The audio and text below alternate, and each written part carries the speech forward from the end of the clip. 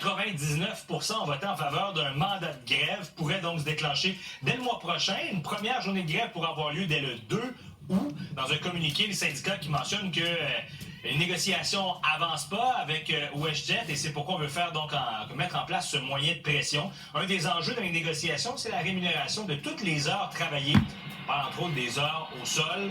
On se souvient, dans les dernières années, c'est d'autres compagnies, Air Canada qui a fait jaser, Air Transat également. Alors voyons voir maintenant. S'il y aura perturbation, mais chose certaine, il y a encore du temps. C'est-à-dire qu'il y a la plupart de journées de grève avant le 2 août prochain. Fait que, tu vois, je le répète, ma fille est agent de bord, OK? Les agents de bord, ils arrivent sur le terrain de l'aéroport, OK?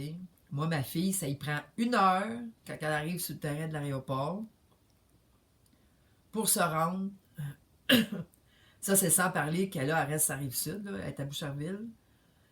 Elle a 1 heure de trafic pour se rendre, mais rendue sur l'aéroport, elle a encore 1 heure sur le terrain pour se rendre où est-ce qu'elle doit aller. Elle n'est pas payée. Puis là, tant que l'avion, il faut qu'elle arrive en avance, puis tant que l'avion n'a pas décollé, elle n'est pas payée.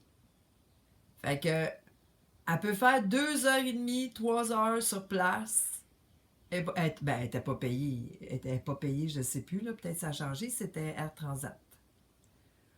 Mais ils ne sont pas payés. Puis quand elle a fini, quand elle est ailleurs, s'il y a du retard pour le décollage, là, elle n'est pas payée tant qu'elle n'a pas les pieds dans l'avion. Ça, c'est ça, là. C'est pour ça qu'ils réclament, décident de faire la grève, eux autres aussi. Là. Arrivé de Montréal.